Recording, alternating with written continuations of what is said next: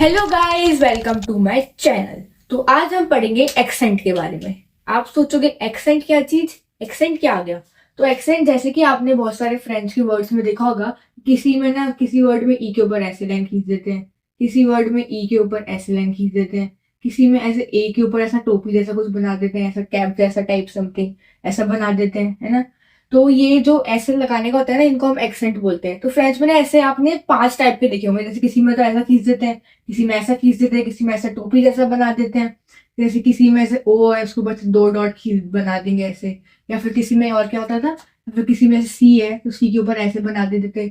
तो ऐसा क्यों बनाते हैं, क्या फर्क पड़ता है वर्ड पे, क्या कुछ प्रोनाउंसिएशन चेंज होता है या फिर क्या होता है इससे, तो वो हम आज इस लेक्चर में सीखेंगे कि ये क्यों लगाते हैं, क्या लगाते हैं और क्या होता है इससे। ठीक है।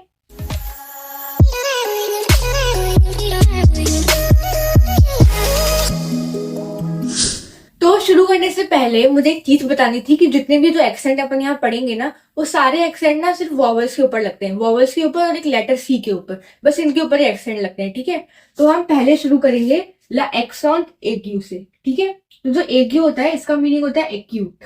क्या होता है? एक्यूट।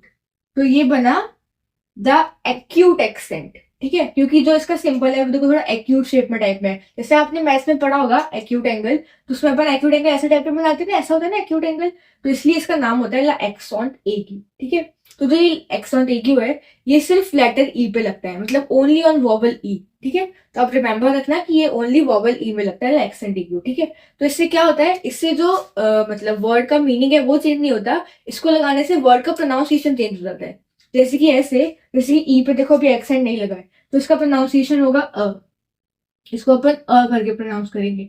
ठीक है। और अगर इसके ऊपर एक्सेंट लग गया तो इसका प्रोनाउंसिएशन बन जाएगा ए। क्या बन जाएगा? ए प्रोनाउंसिएशन हो जाएगा इसका। तो वैसे ही जैसे कि अगर मैंने देखो यहाँ पे लिखा है पीई, देखो अभी ई के ऊपर एक्सेंट नहीं है, तो इसका प्रोनाउंसिएशन होगा प। क्या होगा? प, क्योंकि इसको ई को अ के साउंड में प्रोनाउंस करेंगे तो प। और अगर इसके ऊपर मैं एक्सेंट लगा देती हूँ पीई के ऊपर एक्सेंट, तो इसका प्रोनाउंसिएशन बन जाएगा पे। क्या बन जाएगा? पे प्रोनाउंस करेंगे। ठीक है। तो मैंने यहाँ पे ऐसे कुछ एग्जांपल भी लिए जैसे कि आप देख सकते हैं। जैसे कि देखो यहाँ पे एग्जांपल में पहला लिखा है अकोल। देखो अभी ई के ऊपर ना यहाँ पे एक्सेंट नहीं लगा है, तो इसका प्रोनाउंसिएशन होगा अकोल। ठीक है। अगर मैं ई के ऊपर ऐसे एक्सेंट लगा देती हूँ एक्सेंट ए क्यू, तो इसका प्रोनाउंसिएशन हो जाएगा एकोल। क्या प्रोनाउंस करेंगे? एकोल। वैसे ही देखो इसमें, जैसे कि यहाँ पे लिखा है अभी जैसे ई के ऊपर एक्सेंट नहीं लगा है, तो उसका प्रोनाउंसिएशन होगा पार्ड। क्या होगा? पार्ड, क्योंकि अभी ई के ऊपर एक्सेंट नहीं लगा है। अगर हम ई के ऊपर एक्सेंट लगा देते हैं ये वाला, तो उसका प्रोनाउंसिएशन हो जाएगा पार्ले। क्या हो जाएगा? पार्ले। ठीक है। फिर क्या है, जैसे कि यहाँ पे लिखा है जैसे अभी ई के ऊपर एक्सेंट नहीं लगा है, तो ये इसका प्रोनाउंसिएशन होगा अतुदिए। क्या होगा? अतुदिए, क्योंकि इसका ई को अपन अ करके प्रोनाउंस करेंगे। ठीक है। तो इसका हो जाएगा अतुदिए। अगर ई के ऊपर अपन ने एक्सेंट लगा दिया तो इसका प्रोनाउंसिएशन हो जाएगा एतुदिए। क्या हो जाएगा? एतुदिए। ठीक है। तो आप देख के समझ सकते हो, आपको समझ आ गया होगा कि अगर ई के ऊपर एक्सेंट नहीं लगा तो इसका प्रोनाउंसिएशन होगा अ, और अगर एक्सेंट लग गया तो इसका प्रोनाउंसिएशन हो जाएगा ए। ठीक है। तो अगर आपने ना नोटिस किया होगा, मतलब जितने भी जो वर्ड्स हैं मतलब ई से स्टार्ट होते हैं और उसके ऊपर एक्सेंट ए क्यों लगा होता है, तो जो उसका वर्ड का मीनिंग इंग्लिश में जो आप देखोगे ना, वो हमेशा देखना एस से स्टार्ट होगा। जैसे कि देखो यहाँ पे ई से स्टार्ट है ये वर्ड, इसके ऊपर एक्सेंट ए क्यों लगा है, तो इसका मीनिंग होता है स्कूल। देखो ये एस से स्टार्ट है, इससे स्टार्ट है एस से। वैसे देखो ये एक और मतलब ये वर्ड है, ये भी ई से स्टार्ट है और इसके ऊपर एक्सेंट ए क्यों लगा है, और इसका मीनिंग क्या होता है? स्टूडेंट। देखो ये भी एस से स्टार्ट है वर्ड। मतलब अगर आप, मैंने तो अभी 2 एग्जाम्पल लिए हैं, आप अगर और भी वर्ड देखोगे जो मतलब ई से स्टार्ट होंगे और उसके ऊपर एक्सेंट ए क्यों लगा होगा, तो उसका जो इंग्लिश में मीनिंग होगा ना, वो देखना वर्ड एस से स्टार्ट होगा। देखना, आप नोटिस करना, मतलब जो भी मतलब वर्ड ई से स्टार्ट होंगे उसके ऊपर ए क्यों लगा होगा, वो वर्ड हमेशा ना इंग्लिश में जब देखोगे ना उसका मीनिंग, तो हमेशा वो एस से स्टार्ट होगा वर्ड। ठीक है। तो इसको आप ऐसे ही नॉलेज के लिए रिमेंबर रख सकते हैं कि जो भी वर्ड ई से स्टार्ट है उसके ऊपर एक्सेंट ए क्यों आए, तो उसका जो इंग्लिश में मीनिंग होगा वो एस से स्टार्ट होगा। ठीक है। और ऐसी एक और चीज होती है, जैसे कि जो भी वर्ड है मतलब इंग्लिश में जिसके एंड में टी वाई आ रहा है, तो उसको अगर अपन फ्रेंच में लिखेंगे तो उसमें से टी वाई मतलब टी के बाद जो वाई को रिप्लेस करके अपन एक्सेंट ई मतलब ई लगा देंगे और उसके ऊपर एक्सेंट ए क्यों लगा देंगे। इसके एग्जाम्पल लू, ऐसे आपको समझ में आ रहा होगा। तो जैसे कि मैंने बोला यूनिवर्सिटी, देखो इसके लास्ट में क्या आता है? T Y. तो इसमें हम जब फ्रेंच में लिखेंगे तो यहाँ पे अपन वाई को रिप्लेस करके ई लगा देंगे और उसके ऊपर एक्सेंट ए क्यों लगा देंगे, मतलब ये बन जाएगा यूनिवर्सिटी। ठीक है। मतलब जो भी अगर आप इंग्लिश में वर्ड देखोगे जिसके लास्ट में टी वाई आता है, तो उस वाले टी वाई में से वाई को हटा के आप फ्रेंच में वाई को हटा के ई लगा देते हो, उसके ऊपर एक्सेंट ए क्यों लगा देते हैं। यहाँ पे जरूरी नहीं है कि तो यहाँ पे मैंने जैसे यूनिवर्सिटी लिखा है, यहाँ पे भी यूनिवर्सिटी लिखा है, तो ये सेम हो सकता है ये मतलब मीनिंग के हिसाब से ये अलग हो, बट अगर लास्ट में टी वाई आ रहा है तो उसके अकॉर्डिंग के लिए वाई को मतलब वाई की जगह उसमें मतलब फ्रेंच में ई के ऊपर ऐसे लगा होगा एक्सेंट एक, ठीक है। जिसके एक और एग्जाम्पल ले तो ऐसे लिया लिबर्टी। तो ये मैंने इंग्लिश में लिखा है, वैसे फ्रेंच में लिखे तो जैसे इसके लास्ट में टी वाई आ रहा है तो हम इसमें लिखेंगे लिबर्टी, मतलब वाई की जगह ई के ऊपर ऐसे एक्सेंट आ जाएगा, ठीक है। तो आप इसको ऐसे ही रिमेंबर रख सकते हैं इफ यू वांट, ऐसे नॉलेज के लिए मैंने आपको बता दिया है, ठीक है। तो चलो अब हम पढ़ते हैं ला एक्सोग्रेव, ठीक है। तो जो उसका सिंबल होता है वो ऑप्ट्यूस एंगल जैसा होता है, जैसे अपन ने आपने ऑप्ट्यूस एंगल मैथ्स में पढ़ा होगा, उसका सिंबल थोड़ा ऐसा टाइप होता है, वैसा सिंबल होता है इसका, ठीक है। तो ये जो एक्सेंट है वो लगता है ई पे, ए पे एंड यू पे, ठीक है। तो आप रिमेंबर रखना कि वाला एक्सोग्रेव ई पे यूज पे होता है, ए पे यूज पे होता है एंड यू पे यूज में आता है, ठीक है। तो अगर हम इस एक्सेंट को ई पे लगाते हैं तो इससे वर्ड का मीनिंग चेंज नहीं होता है, इससे वर्ड का प्रोनाउंसिएशन चेंज हो जाता है।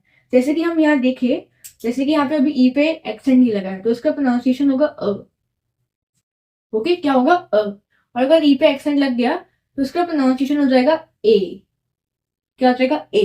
जैसे कि हम कुछ एग्जाम्पल देखें, जैसे कि हमने यहाँ पे लिखा टी ई, तो अभी ई पे एक्सेंट नहीं है तो उसका प्रोनाउंसिएशन होगा त, क्योंकि हम ई को अ अगर प्रोनाउंस करते हैं तो उसका प्रोनाउंसिएशन हो जाएगा त, ओके, त हो जाएगा।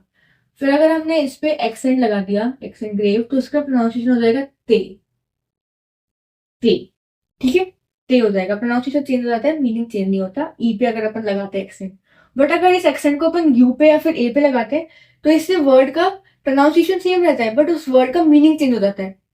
जैसे कि आप यहाँ देखो, जैसे कि यू को यू ही प्रोनाउंस करते हैं फ्रेंच में भी, आपने पढ़ा होगा अल्फाबेट्स में कि यू को यू ही प्रोनाउंस करते हैं, और अगर यू पे एक्सेंट लग गया तब भी इसको यू ही प्रोनाउंस करेंगे, जैसे अपन इंग्लिश में करते हैं वैसे सेम फ्रेंच में। और हम ऐसे एग्जांपल देखें, जैसे कि हमने लिखा यहाँ पे एक वर्ड ओ यू, क्या लिखा ओ यू, इसको हम प्रोनाउंस करेंगे ऊ, क्या करेंगे ऊ, ठीक है। अभी इस पे एक्सेंट नहीं लगा है तो इसका मीनिंग होगा और, इसका मीनिंग क्या होता है और होता है इसका मीनिंग। बट अगर हमने ओ यू लिखा और उस पर एक्सेंट लगा दिया तब भी इसको हम ऊ ही प्रोनाउंस करेंगे, बट इसका मीनिंग चेंज हो जाएगा, इसका मीनिंग हो जाएगा वेयर।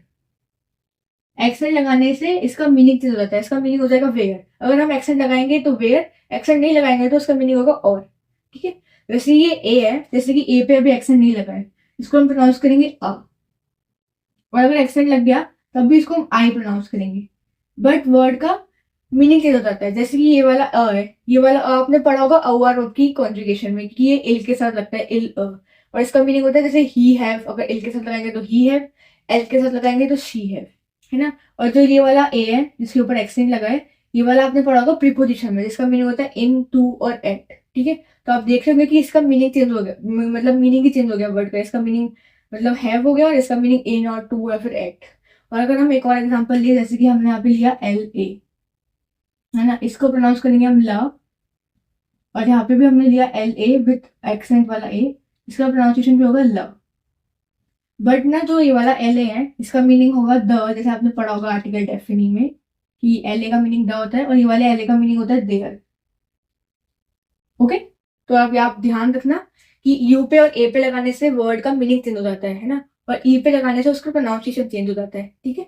मैंने आज जैसे आपको कुछ एग्जांपल लिखा है, जैसे कि पहला है अभी ए पे ना, यहाँ पे वो नहीं लगा है, क्या बोलते हैं एक्सेंट, तो उसको हम प्रोनाउंस करेंगे सिता, ओके।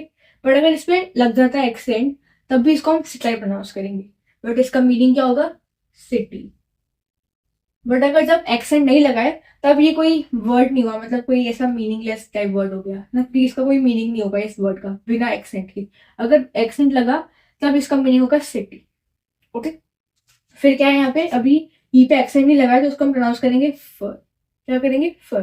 बट अगर ई पे हमने एक्सेंट लगा दिया तो इसका प्रोनाउंसिएशन हो जाएगा फेयर, क्या हो जाएगा फेयर। और इसका मीनिंग बता देती हूँ, इसका मीनिंग होता है ब्रदर, लिख देती हूँ मैं यहाँ पे, ओके, इसका मीनिंग होता है ब्रदर, ओके। फिर क्या है यहाँ पे, अभी ई पे एक्सेंट नहीं लगा तो उसको हम प्रोनाउंस करेंगे पर, क्या करेंगे पर। और अगर हमने ई पे एक्सेंट लगा दिया तो उसका प्रोनाउंसिएशन हो जाएगा पे, क्या हो जाएगा पे, और इसका मीनिंग होता है फादर, ओके। तो आप इसको अच्छे से ध्यान रख लीजिए। अभी इस वीडियो में हम ये 2 ही एक्सेंट पढ़ेंगे और इससे अगली वीडियो में हम पढ़ेंगे वो जो 3 एक्सेंट अपने रह गए, उन तीनों को कवर करेंगे हम नेक्स्ट वीडियो में, ठीक है। Thank you guys for watching my video. आपको मेरी वीडियो अच्छी लगी हो तो अपने फ्रेंड के साथ शेयर करें, मेरे चैनल को सब्सक्राइब करें एंड कमेंट करें कि आपको अच्छे से एक्सेंट समझ आए नहीं आए।